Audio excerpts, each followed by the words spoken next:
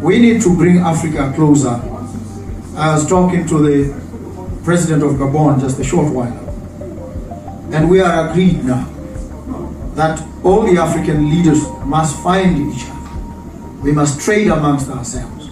We must open up these vast expanses of market opportunities for people in all parts of Africa. Hello guys, good morning, good afternoon, good evening. You're welcome to this Facebook page and YouTube channel. Guys, wonder shall never end. The Botswana president, Duma Boko, has exposed the reason why Africa is moving backward. Bro, take your time and watch this video. Hear what this president said. Then you will know that this man is moving like Ibrahim Traore. This is the kind of leaders we need in Africa. I don't know why other African leaders don't want to wake up, but with what we are seeing right now, you see the Botswana president, the Ghana president, Namibia, Senegal, bro, these guys, they are joining the Sahel nation like Burkina Faso, Mali, and Niger. They are joining these people because they want to break free from these colonial masters. Let me give you guys a chance to watch this video. I'll beg you to share this video. Don't just watch and go, please. Share this video. They'll come back to put our own take. Watch. We need to bring Africa closer. I was talking to the president of Gabon just a short while ago, and we are agreed now that all the African leaders must find each other. We must trade amongst ourselves. We must open up these vast expanses of market opportunities for people in all parts of Africa. Duma Boko just dropped a truth bomb that no African leader can ignore. He didn't ask for applause, he gave a warning. According to him, Africa is standing at the edge of something big, but it's running out of time to decide which way to fall. He didn't speak like a politician. He spoke like a man who saw the storm coming. So what did he say? And why is it making leaders across the continent uncomfortable? When President Duma Boko looked into the future, he didn't see foreign investors or borrowed technologies saving Africa. He saw something already alive, already pulsing across the continent. Young Africans, brilliant, impatient, and wildly underestimated. He wasn't poetic, he was surgical. "You want transformation?" he asked, without saying the words. "Then stop ignoring the people who can do it." And when we do that, we then are able to raise Africa economically. We are able then to meaningfully transform the lives of the people of Africa. And Africa has a very young population, a very dynamic population. It is arguably the youngest continent in terms of age. In Botswana, the median age is 25. Across Africa, the majority of the population are young people bristling with desire, determination, skill, talent.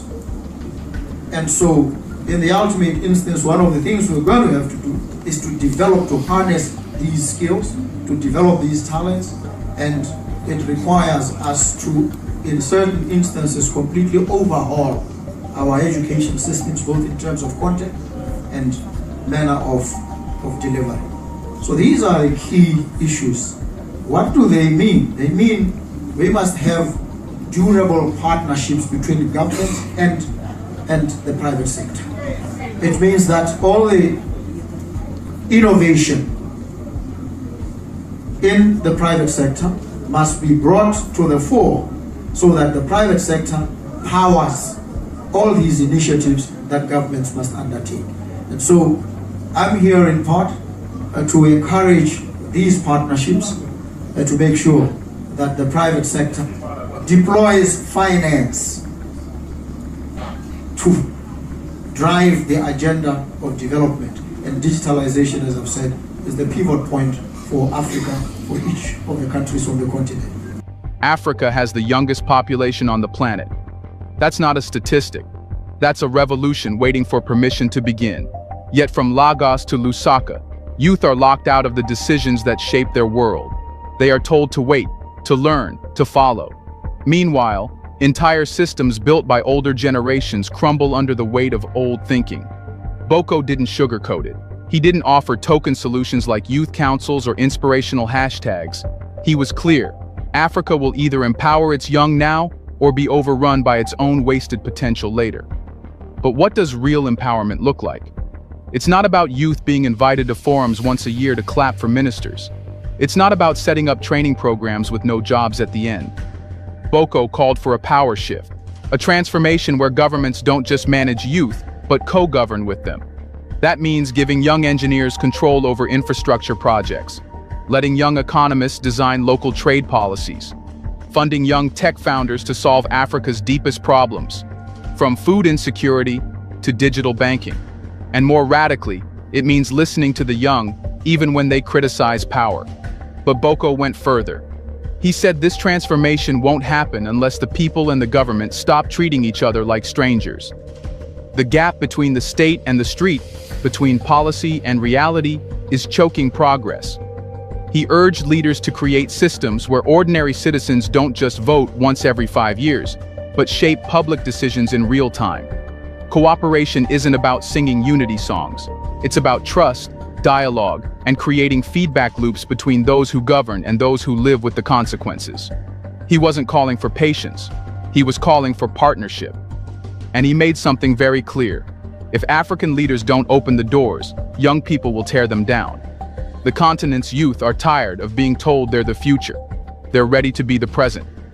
But here's the twist. Youth energy alone won't save the continent. It needs something to anchor it, something to build on. And that's where Boko's next warning comes in. Because if young Africans are going to drive the transformation, they need places to build it. Real, working cities, not broken ones. Hubs of connection, not chaos. Markets, not margins. So the question now isn't whether Africa has the talent. The question is, where will that talent live, work, and grow? That brings us to Boko's second revelation, one that few leaders are willing to confront.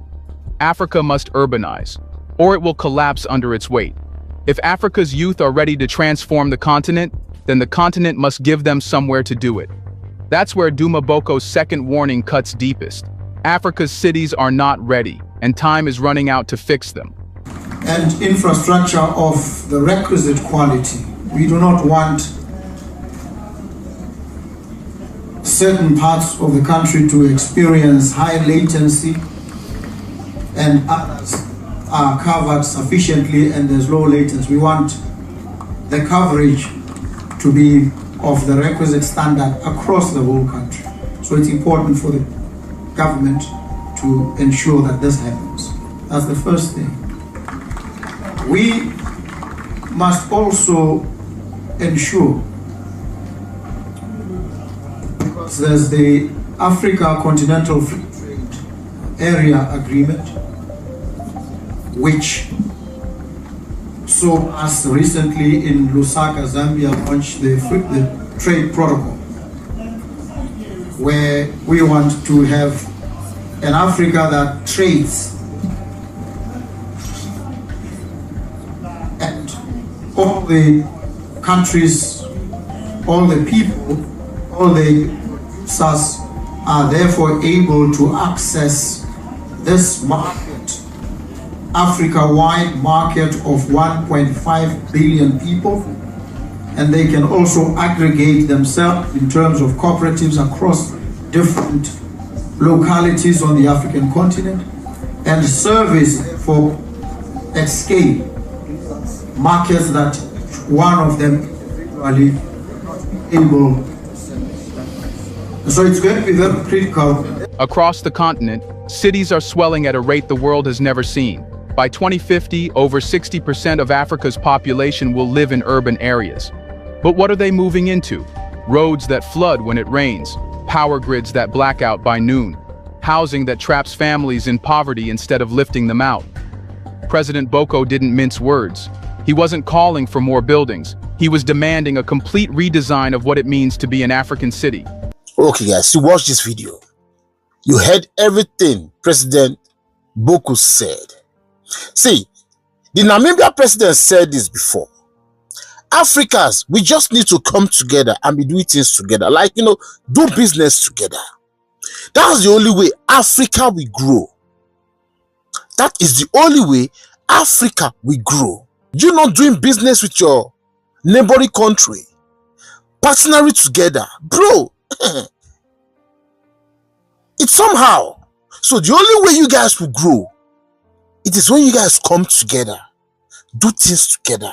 Because the citizens, they are tired of the youth are the leader of tomorrow or whatever. They are tired. They want to take over their country. They want to see their country functioning. Because a lot are tired. They are tired of this today promise, tomorrow promise, next tomorrow promise, like what's going on in Nigeria now.